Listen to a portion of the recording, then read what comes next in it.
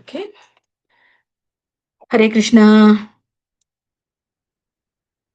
హరే కృష్ణ హరే మాతాజీ. కృష్ణ మాతాజీ, దండవత్ ప్రణామాలండి. హరే కృష్ణ మాతాజీ, దండ ప్రణామాలు.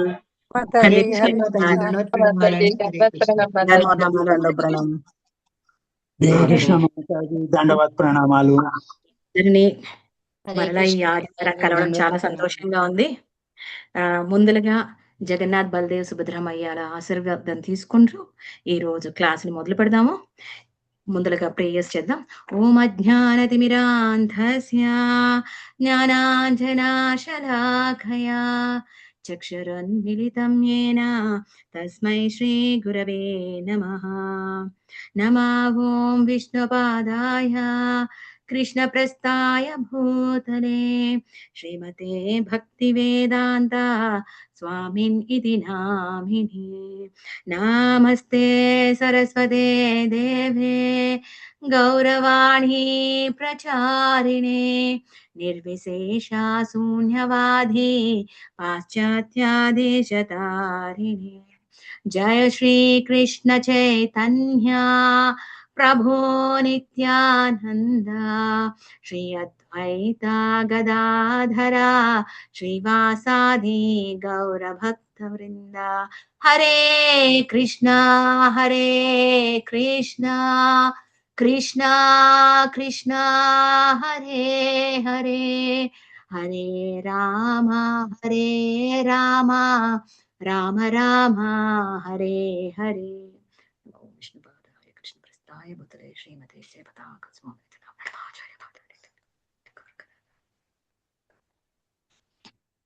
జగన్నాథ్ బలదేవుల ఆశీర్వాదంతో, గురు పరంపర ఆశీర్వాదంతో ఈ రోజు క్లాసులు మనం మొదలు పెడదాము. ఈ రోజు శ్లోక 5.12, 5వ శ్లోకం, 5వ అధ్యాయం, భగవద్గీత 5వ అధ్యాయం 12వ శ్లోకం ఈ రోజున తీసుకుంటున్నాం మనం. ముందలగా ఈ 12వ శ్లోకాన్ని చదివే మనం అసలు ముందల జస్ట్ రీక్యాప్, ముందల ఏంటి కంటిన్యూయేషన్ అన్నది ఎలా వచ్చింది అన్నది. 5.10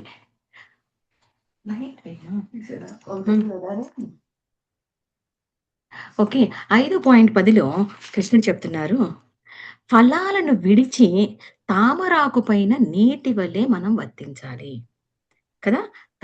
అంటే తామరాకు పైన నీరు ఏ విధంగా అయితే నిలబడదో అదే విధంగా మనం కూడాను ఎటువంటి కర్మ ఫలాలకి మనం వర్తులం కాకుండా ఉండాలి అని చెప్పారు. అలాగే 5.11వ శ్లోకంలో ఆత్మశుద్ధి ఏ విధంగా ఏర్పడుతుంది అన్న దాని గురించి చెప్పారు. ఏంటి? దేహముతో, మనస్సుతో, బుద్ధితో, ఇంద్రియాలతో మనం కర్మని చేయడం ద్వారా మనం ఆత్మశుద్ధిని పొందడం అనేది జరుగుతుంది. ఈ 2 శ్లోకాల్లో మనం ఈ విధి నేర్చుకున్నాం. ఈ రోజున 5.12వ శ్లోకం అది మనకి కంటిన్యూషన్ అవుతుంది అనమాట. ప్లీజ్ రిపీట్ ఆఫ్టర్ మీ. నా తర్వాత చెప్పండి అందరూను. యుక్త కర్మ ఫలం త్యక్త్వా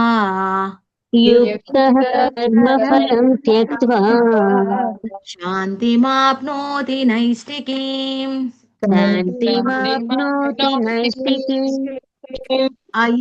అయుక్త కామకారేణ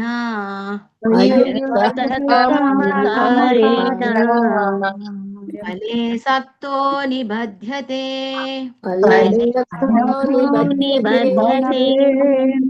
యుక్త కర్మ ఫలం త్యక్త్వా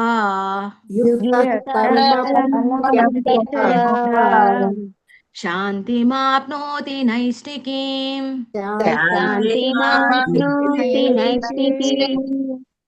అయుక్త కామకారేణ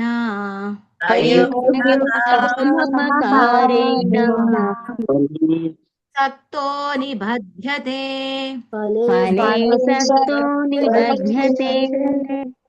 ఎవరైనా ఒక్కళ్ళు చదవండి. హరే కృష్ణ మాతాజీ, నేను చదువుతానండి. జీలక్ష్మి. చెప్పండి.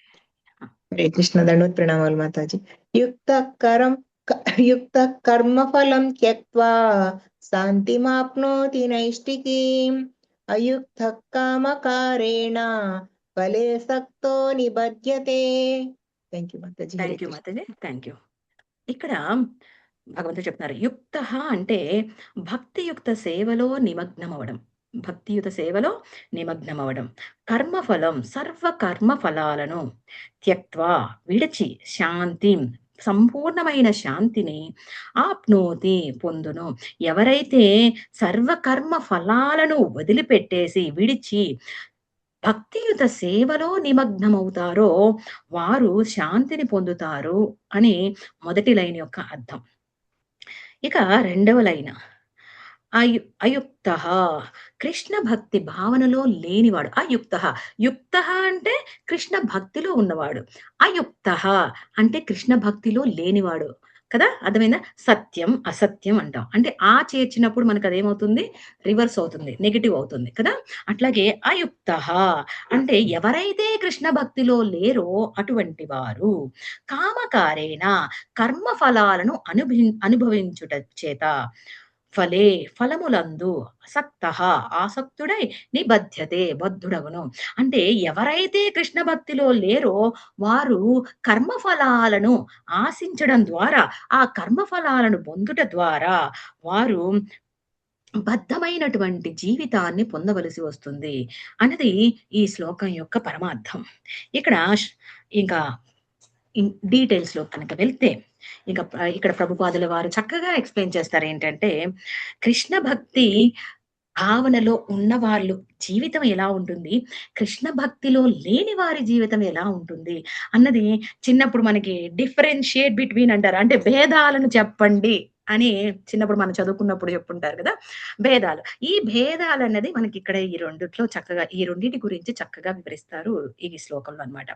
ఏం భేదాలు ఉన్నాయి? కృష్ణ భక్తిలో కర్మ చేసే వాళ్ళకి ఏం పొందుతారు, కృష్ణ భక్తిలో లేకుండా ఉన్న వాళ్ళు ఎటువంటి జీవితాన్ని గడుపుతారు అన్నది మనకి ఇక్కడ విపులంగా తెలుసుకోవడం జరుగుతుంది ఈ శ్లోకంలో. అయితే అనుక్షణం ఎవరైతే కృష్ణ భక్తి రస భావన అంటే ఈ హయ్యర్ కృష్ణ కాన్షియస్నెస్ ఎవరైతే కృష్ణ భక్తి రసభావనలో ఉంటారో వాళ్ళు ఏం జరుగుతుంది, అనుక్షణం కృష్ణుని గురించే ఆలోచిస్తూ ఉంటారు కదా. అనుక్షణం కృష్ణుని గురించి ఆలోచిస్తూ ఉంటారు. అంటే భౌతికంగా మనం చూడడానికి వారు కృష్ణునితో అంటే మన చుట్టుపక్కల, అయ్యో ఫర్ ఎగ్జాంపుల్ అండి, మీరు మీ అబ్బాయి దూరంగా ఉన్నాడు. మీ అబ్బాయి ఎక్కడో హాస్టల్‌లోనో ఎక్కడో ఉన్నాడు. కానీ అనుక్షణం మీరు ఆ అబ్బాయి ఎలా ఉన్నాడో, తిన్నాడో లేదో, లేచాడో లేదో, వాడి పని వాడు చేసుకుంటున్నాడో లేదో, వాడు చదువుకుంటున్నాడో లేదో, వాడు మంచిగా చేస్తున్నాడో లేదో, అనుక్షణం వాడి పట్ల మీ ఆలోచనలు నడుస్తూనే ఉంటాయి. అంటే భౌతికంగా దూరంగా ఉన్నా కూడాను మీరు మనస్సు పరంగా దగ్గరగానే ఉంటారు కదా. అవునా? మనసు పరంగా ఎప్పుడు అదే ఆలోచనలతో ఉంటారు. అదే ఆలోచనలో ఉండడం అంటే వాళ్ళతోనే ఉంటున్నట్టు లెక్క. అదే విధంగా ఎవరైతే కృష్ణ భక్తి రసభావనలో ఉంటారో వారు అనుక్షణం వారి ఆలోచనలన్నీ కూడాను కృష్ణునితోనే ఉంటాయి. కాబట్టి వాళ్ళు ఏ పని చేసినా కూడాను కృష్ణ ప్రీతి కోసం చేస్తారు. సర్వ కర్మలు కూడాను కృష్ణునికి ఇది నచ్చుతుందో లేదో, కృష్ణునికి ఈ విధంగా చేస్తే మనం కృష్ణునికి దగ్గరవుతామా, దూరం అవుతామా, ఎటువంటి కర్మలు చేయడం ద్వారా నేను కృష్ణుని పొందుతాను, నేను కృష్ణునికి దగ్గరగా ఏ విధంగా పొందగలను, ఏ విధంగా నేను చేరగలను అనేటువంటి అనుక్షణ కృష్ణానుభూతిని పొందుతూ ఉంటారు. కాబట్టి వాళ్ళు ముక్త పురుషులు అవుతారంట. ముక్త పురుషులు అంటే ఏంటి? ముక్తిని పొందుతారు. ముక్తి దేని నుండి అండి? ముక్తి అంటే ఈ భౌతిక ప్రపంచం నుండి, ఈ భౌతిక ప్రపంచం అంటే మనం ఇమ్మీడియట్ గా శరీరం వదిలిపెట్టి వెళ్ళిపోతాము అని అర్థం కాదు. భౌతికమైనటువంటి ఈ వ్యవహారాల పట్ల ముక్తులను పొందుతాము. అదే విధంగా ఈ జనన మరణ చక్రాల యొక్క ఈ తిరుగులాటలో నుంచి మనం ముక్తులం అవుతాము. అదే విధంగా ఇంకా వేటి నుంచి ముక్తులం అవుతాం? మన కర్మ ఫలాల నుండి మనం ముక్తులం అవుతాము కదా. ఈ కర్మ ఫలాలే మనని ఈ భౌతికమైనటువంటి ప్రపంచంలో ఈ జనన మరణ మృత్యు చక్రంలో మనల్ని తిప్పుతూ ఉంటాయి. వీటన్నిటి నుండి ముక్తిని ఎవరు పొందుతారంటే ఎవరైతే కృష్ణ భక్తి రసభావనలో ఉంటారో వారు అనుక్షణం కూడాను కృష్ణానుభూతిని పొందుతూ ఉంటారు. కాబట్టి కృష్ణ ప్రీతి కోసం వారు చేసేటటువంటి కర్మలు అన్నీను ఆచరిస్తూ ఉంటారు. కాబట్టి వాళ్ళు అటువంటి జీవులు ముక్తులవుతారు అని అంటున్నారు. ఇక కర్మ ఫలాలను ఆశించేవారు, కర్మ ఫలాలను ఆశించే వాళ్ళు అంటే ఏంటి? ఎవరైతే కృష్ణ భక్తిలో లేరు అయుక్త అన్నారు ఇక్కడ శ్లోకంలో.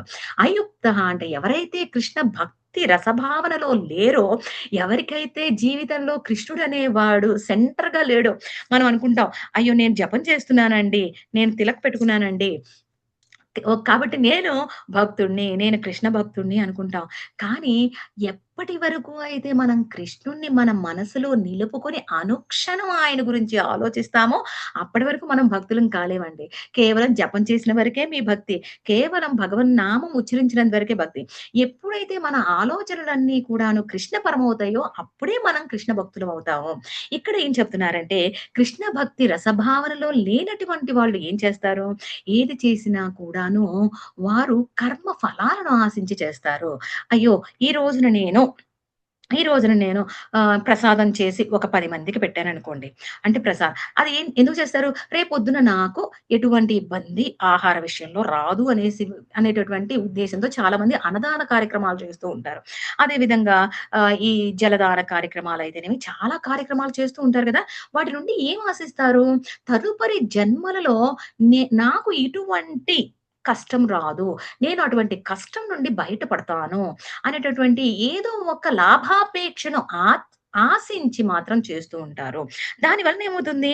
మీరు మంచి కర్మనే చేయండి, లేదా చెడు కర్మనే చేయండి. ఏ కర్మని ఆచరించినా కూడాను ఏమవుతుంది? మీకు కర్మ ఫలాలనేవి ఏర్పడతాయి. ఏ విధంగా అయితే మనం ఒక విత్తనం నాటామండి. ఒక విత్తనం నాటినప్పుడు ఆ చెట్టు ఒస్తుంది. ఆ చెట్టు పెరిగిన తర్వాత చింత చెట్టు నాటితే చింతకాయలొస్తాయి. అలాగే మామిడి చెట్టు నాటితే మామిడికాయలొస్తాయి. అదే విధంగా మీరు ఎటువంటి కర్మలు చేశారో ఆ కర్మ యొక్క ఫలాలనే మీరు పొందుతారు. మీరు ఏ కర్మలను ఆశించారో అదే కర్మలను మీరు పొందుతారు. కదా! కర్మ ఫలాలను ఆశించారో అదే కర్మను పొందుతారు. కాబట్టి ఇది మంచి కర్మైనా కానివ్వండి, చెడు కర్మైనా కానివ్వండి.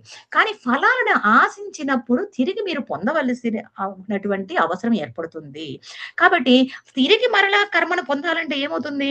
తిరిగి మరలా ఈ జనన మరణ చక్రాలలో పడవలసి వస్తుంది. తిరిగి మరలా మనం ఈ భౌతిక ప్రపంచంలో పడాల్సి వస్తుంది కదా! అవునా కాదా? ఈ జనన మరణ చక్రాలు, ఈ కర్మ ఫలాల ఆధారమే ఈ జీవితం యొక్క రహస్యం కదా! ఈ దేహాన్ని ఏమంటారు? కర్మ దేహం అంటారు. మనం తీసుకున్నటువంటి ఈ మా మా కేవలం మానవ దేహం కాదు. ఏ భౌతిక ప్రపంచంలో ఉన్నటువంటి ప్రతి జీవరాశి గూడాను పొందినటువంటి దేహం కర్మదేహం కదా! మనం చేసుకున్న పూర్వకృత కర్మ ఆధారంగా మనం దేహాన్ని పొందుతూ ఉంటాము కదా!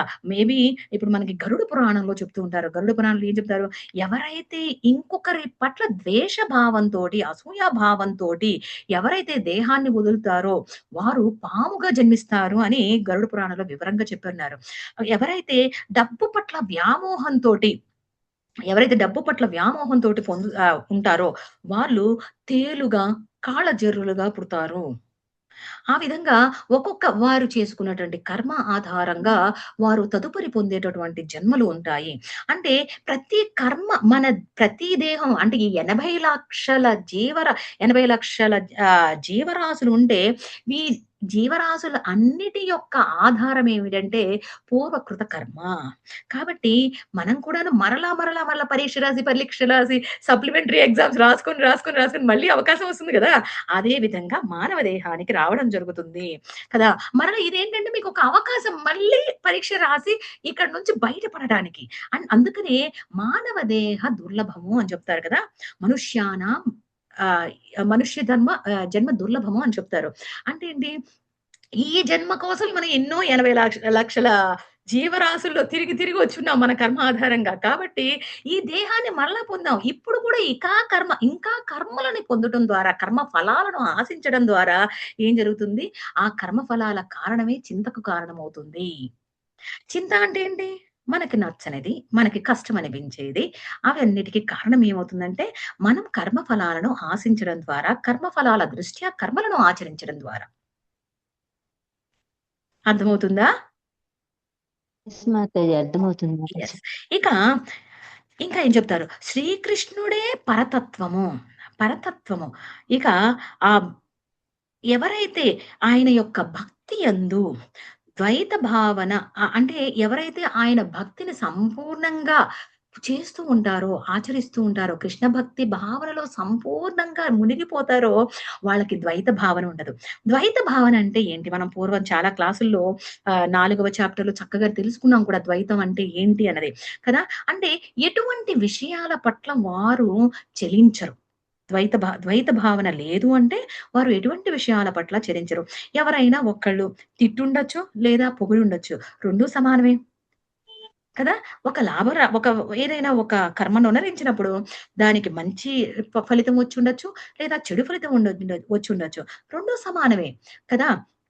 ఏ విషయాన్ని చూసినా కూడాను ద్వంద్వ భావన లేకుండా ఉండేటటువంటి స్థితిని ఈ కృష్ణ భక్తి రస భావనలో ఉన్నవారు పొందుతారు. అందుకని ఆయన ఎవరైతే శ్రీకృష్ణుడే పరతత్వము అనేటటువంటి నమ్మికను కలిగి ఉన్నారో, ఎవరైతే ఆ నమ్మకాన్ని దృఢంగా జీర్ణించుకొని ఉన్నారో, ఎవరైతే వారి జీవితాన్ని శ్రీకృష్ణుని యొక్క దివ్యచరణ సేవ కోసమే అంకితం చేసి ఉన్నారో, వాళ్ళు ఎవరి మనసులో అయితే సదా కృష్ణ చింతన మాత్రమే నడుస్తూ ఉంటుందో వాళ్ళు ముక్త జీవులవుతారు. అట్ ద సేమ్ టైమ్ ద్వైత భావన లేకుండా వారు ఉంటారు. ఇంకా ఇంకా ఏం చేస్తున్నారంటే ఎవరు కృష్ణుడు అనేవాళ్ళు సర్వ శుభాలను కలిగించేవాడు. సర్వ శుభాలను ప్లీజ్ మాతాజీ మ్యూట్ చేసుకోండి. మ్యూట్ చేసుకోండి. హరే కృష్ణ డిస్టర్బ్ అవుతుంది క్లాస్. ప్లీజ్ మ్యూట్ చేసుకోండి. Hare Krishna Mataji please mute your self, otherwise it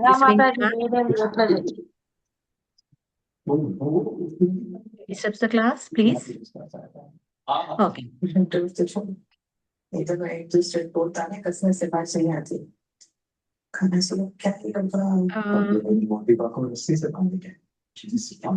हरे कृष्णा, उनके 2 हैंड्स फ्री रहेंगे, वो दोनों हाथ से खाना बना पाएंगे। बस थोड़ा संभाल के बाकी बहुत कुछ नहीं। నిర్మోహ రంగ మాతాజీ హరే కృష్ణ. మాతాజీ మీట్లోకి వెళ్ళండి మాతాజీ.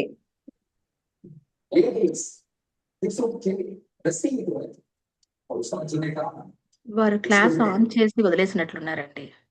వినపడనట్లుంది వాళ్ళకి. కాల్ చేసి చెప్తాను మాతాజీ, నేను కాల్ చేస్తాను మాతాజీ. ప్లీజ్ చెప్పండి మాతాజీ, ప్లీజ్ చెప్పండి. లేదంటే క్లాస్ క్లియర్ గా ఉండదు. नहीं, बापू कम शैतान थोड़ी, क्या पता ये मोटी बापू पटक दे। किसी को चोट ना लग जाए, इन्हें तो ये चाहिए, लेकिन येला और रसूल वगैरह देखते जिसकी खींचा खानी जो है उसकी आइडिया बहुत बड़ा। बापू जी ये क्या है? आगे देखिए, मंदिर से तुम्हारे लिए यही लग रहा था। मेरे जो मंदिर था उसको तो बुरा हो गया। देखिए आप लोग टेंशन मत लीजिए। इस क्लास को शुरू करने से पहले हम आपको 10 मिनट का ब्रेक जरूर देंगे और टीम के कैप्टन मेरी आप दोनों से रिक्वेस्ट है कि 10 मिनट में आज सिर्फ प्लानिंग कीजिए, क्योंकि हम स्पेशली మాతాజీ మీరు అందరినీ మ్యూట్ చేయడానికి ఉండదా మాతాజీ? ఇక్కడ నాకు ఆప్షన్ ఏం కనపడట్లేదు మాతాజీ. సెట్టింగ్స్ మాతాజీ వాళ్ళైతే చేస్తారు చూడండి, ఆయన కంట్రోల్ ఉంది. మాతాజీ శ్రీప్రద మాతాజీకి చెప్పండి మాతాజీ, ఎవరైనా కాల్ చేసి. లక్ష్మీ మాతాజీ. మాతాజీ హరే కృష్ణ మాతాజీ. శ్రీప్రద మాతాజీకి చెప్పండి మాతాజీ. మాతాజీ మీరు హోస్ట్ కదా, మీరు హోస్ట్ కదా. పార్టిసిపెంట్స్ నంబర్ తెలుస్తుంది కదా, 62 మెంబర్స్, అది నొక్కండి. ఓకే, అక్కడ వాళ్ళ పేరు ఎవరిది అన్మ్యూట్ అయిపోతుందో తెలుస్తుంది, దాన్ని మీరు మ్యూట్ చేయొచ్చు. ఇక్కడ నాకు ఆప్షన్ ఇవ్వలేదు మాతాజీ.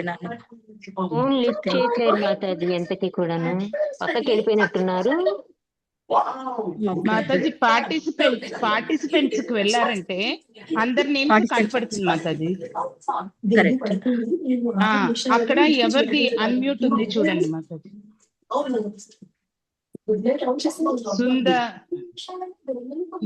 నిర్మోహ గంగాదేవి దాసిని అనేసి అది వాళ్ళు ఉన్నారు చూడండి మాతాజీ. వాళ్ళని అన్మ్యూట్, వాళ్ళ పేరు మీద నొక్కండి మాతాజీ. నింబోహ గంగాదేవి దాసి వాళ్ళ పేరు మీద నొక్కండి మాతాజీ. నిర్మోహ Yes. ఆ, అక్కడ వాళ్ళని మ్యూట్ వస్తుంది. ఎస్ అంతే. ప్రభుజీ వచ్చారు, నేను చేశారు. థ్యాంక్ యూ మాతాజీ, థ్యాంక్ యూ. ఓకే, ఇక్కడ మనం కృష్ణుడు ఆయనే పరతత్వము, ఆయన భక్తి యందు ఉండడం ద్వారా మనం ద్వైత భావన నుండి బయటపడతాము. అంటే ద్వైత భావన లేకుండా ఒక జీవుడు ఉద్ధరింపబడతాడు.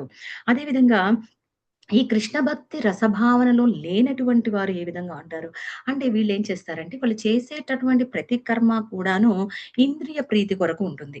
ఇంద్రియ ప్రీతి కొరకు ఉంటుంది. అలాగే లాభగణనలో ఉంటారు.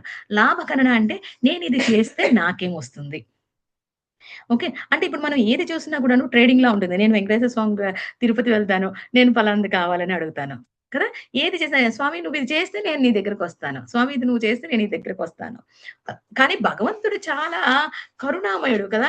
ఏదో ఒక విధంగా అయినా నువ్వు రారా బాబు అని వాళ్ళ కోరికలు తీర్చుతూ ఉంటారు. కానీ నిజమైన భక్తుడు, నిజమైన ఒక మన ఇంట్లోనే మనకి 2 పిల్లలు ఉన్నారనుకోండి, ఒకడేమో అమ్మ నీకేది ఇష్టమైతే అది చెయ్యమ్మా అంటాడు కదా. ఒకడేమో అమ్మ నువ్వు ఇది చేస్తే నేను నువ్వు చెప్పినట్టు వింటాను, లేదంటే నేను ఇది విన్ను అంటాడు. సరే 2 మనం చేస్తాం. ఎందుకు? 2 మనకి 2 బిడ్డలు కూడా సమానమే మనకి కదా. అదే విధంగా 2 బిడ్డలు సమానం, 2 ఇష్టమేమో మనం పాటిస్తాం. కానీ మన మనసులో అరే వీడు నాకు ఇంపార్టెంట్ ఇచ్చాడురా అని ఎవడైతే మనకి ఇంపార్టెంట్ ఇచ్చే వాడి మీద కొంచెం స్పెషల్ ప్రేమ పెరుగుతుంది. అవునా కదా. అదే విధంగా భగవంతుడికి కూడాను ఎవరైతే ఈ లాభాపేక్ష కలిగి ఉన్నారో, ఎవరైతే అటువంటి ఇంద్రియ ప్రీతి కోసం వెంపర్లాడుతూ ఉంటారో, కృష్ణ భక్తిలో లేని వారు ఆ విధంగా ఉంటారనమాట. అంటే ప్రతి కర్మ నుండి కూడాను, అంటే అది మంచి కర్మే అయి ఉండొచ్చు, చెడు కర్మ అయి ఉండొచ్చు. ఇప్పుడు చెడు కర్మ చేసి ఎవడు కూడా ఫలితాన్ని ఆశించడు కదా. కానీ వాడు ఆశించినా ఆశించకపోయినా కర్మ అనేది వస్తుందంతే. కానీ కర్మ ఫలాల్ని ఆశించేదెవడు? ఎవడైతే ఏదైనా పుణ్యకార్యాలు చేసినప్పుడు ఏం చేస్తారు? మనం ఖచ్చితంగా ఆ ఫలాల్ని పొందుతూ ఉంటాం కదా. ఇప్పుడు ఒకవేళ విష్ణు సహస్రనామే చదివామనుకోండి, ఆకరణ ఫలశ్రుతి అది మాత్రం ఖచ్చితంగా పెద్దగా చదివేస్తాం. ఎందుకంటే అది విన్నాడో లేదో దేవుడు, ముందలంతా విష్ణు సహస్రనామం అంతా విన్నారో లేదో, బట్ ఫలశ్రుతి మాత్రం భగవంతుడు చక్కగా వినాలి, ఇవన్నీ నాకు ఇవ్వాలి కదా. అబ్జర్వ్ చేసుంటారు కదా కొంతమంది. ఇది ఉండదు, నీకు రోగాలు రావు, నీకు కష్టాలు రావు, నువ్వు ఈ విధంగా ఈ వైపు నుంచి రక్షింపబడతావు, ఆ వైపు నుంచి రక్షింపబడతావు, చాలా విషయాలు ఉంటాయి కదా. అలాగే ఫలశ్రుతి, ఫలాల పట్ల ఆసక్తి కలిగి ఉంటాం. అంటే ఈ ఫలాపేక్ష ఎప్పుడు కలుగుతుందంటే, చెడు పనులు చేసిన వాళ్ళకి ఫలాపేక్ష ఆశించినా ఆశించకపోయినా కంపల్సరీ వస్తుంది కదా.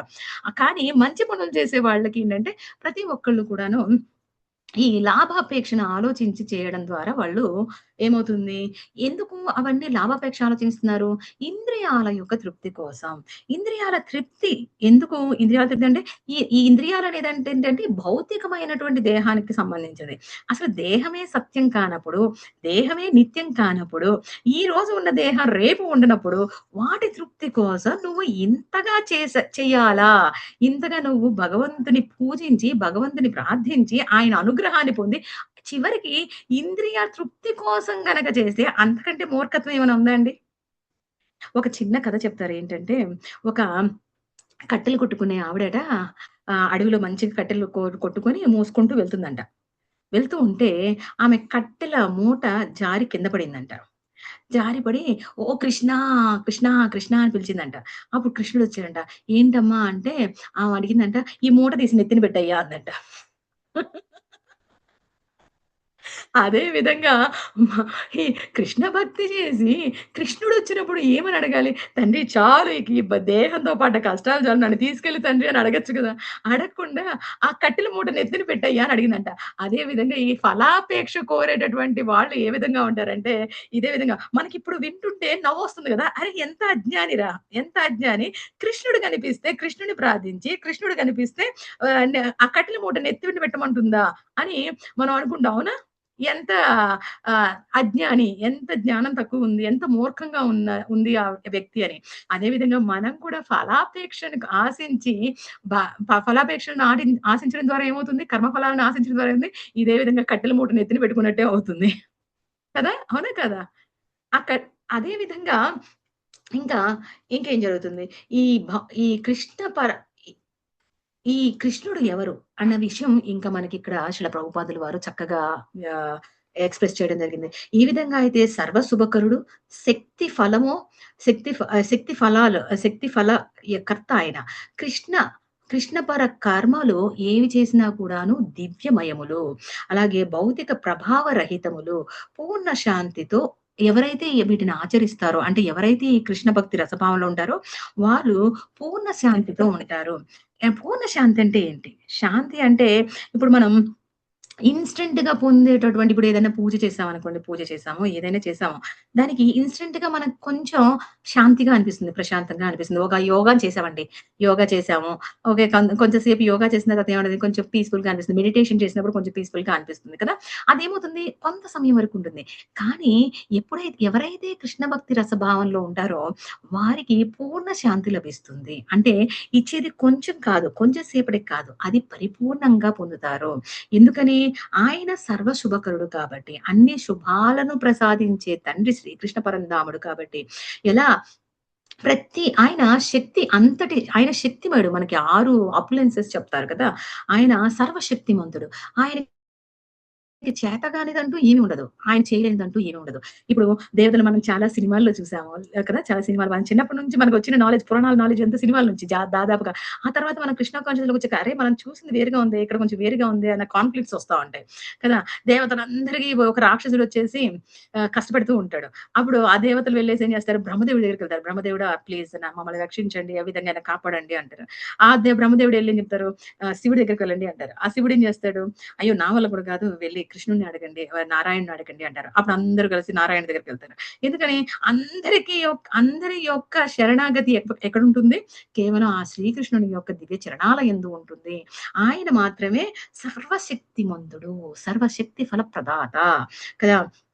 ఈ విధంగా అయితే ఈ కృష్ణ భక్తి రసభావంలో ఉన్నవాళ్ళు ఈ ద్వంద్వాలకు అతీతంగా ఎందుకు ఉంటారు అంటే, ఇప్పుడు ఒక బిడ్డున్నాడండి. మీ పిల్లలే ఉన్నారు. వాళ్ళు రేపొద్దున బ్రేక్‌ఫాస్ట్ ఏముంటుంది? ఏం వండాలి? అన్న ఆలోచన ఉండదు గదా! రేపు నా స్కూల్ ఫీజ్ నా స్కూల్ ఫీజ్ ఎలా కట్టాలి? బ్రేక్‌ఫాస్ట్ ఎలా? లంచ్ ఏం చేయాలి? డిన్నర్ ఏం చేయాలి గాని, అయ్యో! రేపు నెక్స్ట్ మంత్‌లో ఇంత ఖర్చుంది. దానికి ఏం చేసేయాలి? అవన్నీ మీ బిడ్డ ఆలోచించాల్సిన అవసరం ఉందా? లేదు లేదు కదా! మాతాజీ. అవన్నీ ఆలోచించటానికి తల్లి, తండ్రి ఉన్నారు. వాళ్ళు చూసుకుంటారు కదా! కాబట్టి బిడ్డ ఎలా ఉంటాడు? హాయిగా ఆడతా పాడతా తిరుగుతుంటాడు కదా! ఒక చిన్న బిడ్డ. అదే విధంగా మనం ఎప్పుడైతే కృష్ణుని యొక్క శరణాగతి పొంది ఉన్నామో, కృష్ణ భక్తి రసభావంలో ఉన్నామో, అటువంటి స్థితిలో మనం ద్వంద్వాల గురించి ఆలోచించాల్సిన అవసరం లేదు. అవునా? ద్వంద్వాల గురించి ఆలోచించంటే లాభ నష్టాల గురించి కానీ, లేదంటే పొందేటటువంటి లాభాపేక్షల గురించి కానీ ఆలోచించాల్సిన అవసరం లేదు. ఎందుకంటే తల్లి మీద ఉన్న నమ్మకం. తల్లి రేపు పొద్దున్న స్కూల్‌కి బ్రేక్‌ఫాస్ట్ పెట్టకుండా పంపించదు. లంచ్ బాక్స్ ప్యాక్ చేయకుండా పంపించదు కదా! అలాగే తండ్రి ఫీజు కట్టకుండా ఏం పంపించడు. నీకు పిక్నిక్ కావాలంటే డబ్బులు కట్టకుండా ఏం పంపించడు. అవన్నీ తల్లిదండ్రులు చూసుకుంటారు కదా! వీడికి బాధేం అక్కర్లేదు. వీడు చేయాల్సింది కేవలం శ్రద్ధగా చదువుకోవడం. అదే విధంగా మనం కూడాను మన తల్లిదండ్రులైన రాధాకృష్ణులు ఉన్నారు. వాళ్ళు చూసుకునేటప్పుడు మనం ఎందుకు ఆలోచించాలి? మనం ఎందుకు కర్మ ఫలాల పట్ల అంత ఆశించాల్సిన అవసరం ఏముంది? లేదు కదా! అదే విధంగా ఒక బిడ్డ గనక అంతగా యోచిస్తూ ఉంటే వాడికంటే మూర్ఖుడు ఇంకెవడు లేడు. కదా! వాడికంటే మూర్ఖుడు ఎవరున్నారు? అలాగే మనం కూడాను మన ద్వంద్వాల గురించి ఆలోచిస్తున్నామంటే అంతకంటే మూర్ఖత్వం ఏమీ లేదు. ఒకవేళ ఫర్ ఎగ్జాంపుల్ అండి. మీరు మీరు చిన్నప్పుడయ్యుండొచ్చు. మీ నాన్నగారితోటి చేయి పట్టుకొని ఎక్కడికో ఎళ్తున్నారు. ఏ పుష్కరాలకో లేదంటే ఎగ్జిబిషన్‌కో ఎక్కడికో ఎళ్తున్నారు.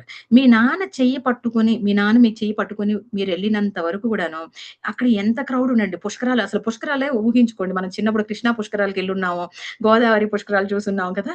ఎంత క్రౌడ్ ఉన్నా కూడాను నాన్న చెయ్యి పట్టుకున్నంత వరకు మనకెలా ఉంటుందండి? చాలా ధైర్యంగా ఉంటుంది. చాలా దృఢంగా ఉంటాం. మనం దేని గురించి ఆలోచించం. బస్సులు ఉండనియండి, బస్సు లేకపోయినా అప్పట్లో మనం ఆర్టీసీ బస్సుల్లోనే వెళ్ళేవాళ్ళం. సొంత కార్లు ఏమీ లేవు కదా! బస్సు దొరకనియండి, దొరక్కపోనియండి. ఒక బస్సు నిండి ఎళ్ళిపోయినా కూడా మనకేం ఆతృత లేదు. మనం నుంచొని ఉంటాం నాన్న చేయి పట్టుకొని. అదే విధంగా నెక్స్ట్ బస్ వచ్చి నాన్నున్నాడు గదా! నాన్న తీసుకెళ్తాడు. ఆ ధీమా ఉంది కదా! అవునా కదా! అదే ధీమాతోనే. అదే విధంగా ఇక్కడ ఏ భక్తుడైతే కృష్ణుని యొక్క శరణాగతి పొందున్నాడో, వాడు ఆ తండ్రి పైన అంతే నమ్మకంతో, ధైర్యంగా, దృఢంగా ఉంటాడు తప్ప, ఏం జరుగుతుంది అనేటటువంటి, ఏం పొందాలి అనేటటువంటి ఈ ద్వంద్వ భావనలో వాడు పడడు. కదా! అంత నమ్మకం, ధైర్యం అనేది తండ్రిని చూసుకొని బిడ్డకి ఏ విధంగా వస్తుందో, అలాగే నా తండ్రి శ్రీకృష్ణ పరంధాముని యొక్క శరణు నేను పొంది ఉన్నాను. ఆయన యొక్క దివ్య చరణ సేవలో నేనున్నాను. నేను కృష్ణ భక్తి రసభావంలో ఉన్నప్పుడు నాకెందుకు ఏ చింత అయినా అనేటువంటి భావనలో ప్రతి భక్తుడు కూడాను అటువంటి భావనలో ఉంటారు కాబట్టి వాళ్ళకి ద్వంద్వాల పట్ల ఆసక్తి అనేది ఉండదు. అవునా? మనకి ఇక 9వ అధ్యాయంలో దీనికి ఆధారంగా ఏంటంటే 9వ అధ్యాయంలో కూడాను కృష్ణుడు చెప్తారు. ఏమంటారు?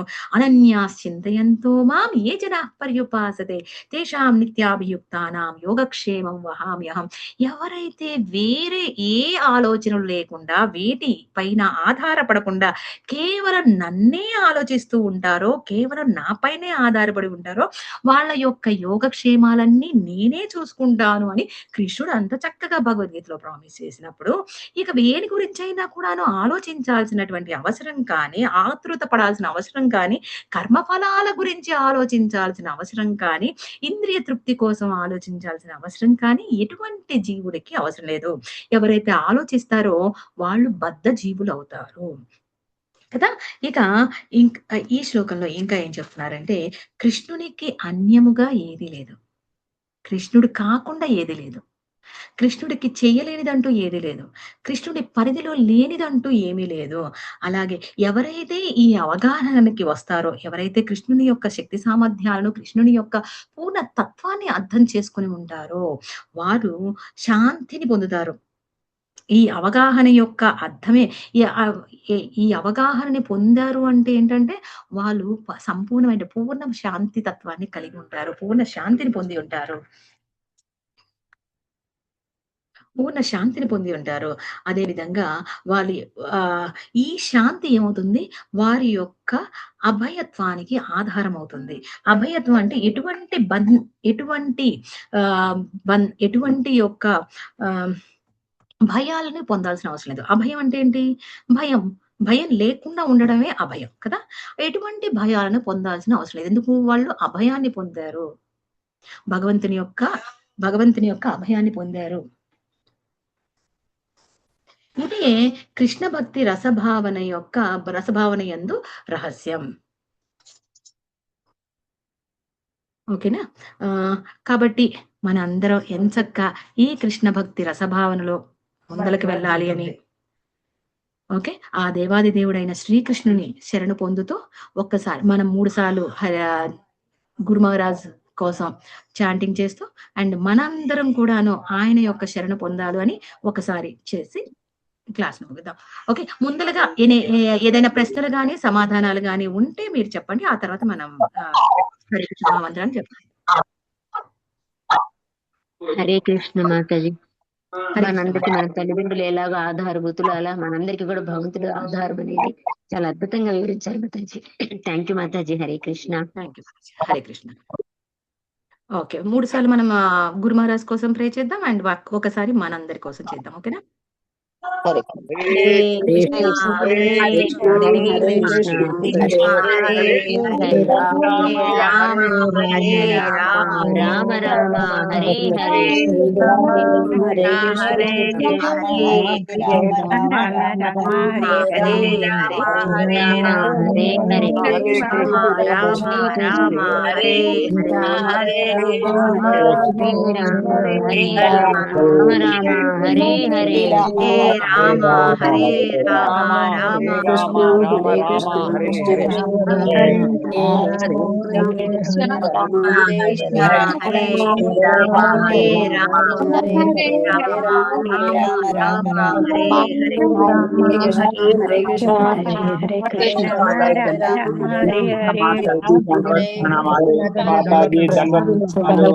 కృష్ణ హరే కృష్ణ హరే కృష్ణ మాతాజీ దండవత్ ప్రణామాతాజీ. హరే కృష్ణ మాతాజీ దండవత్ ప్రణామాలు. హరే కృష్ణ మాతాజీ హరే కృష్ణ దండవత్ ప్రణామాలు.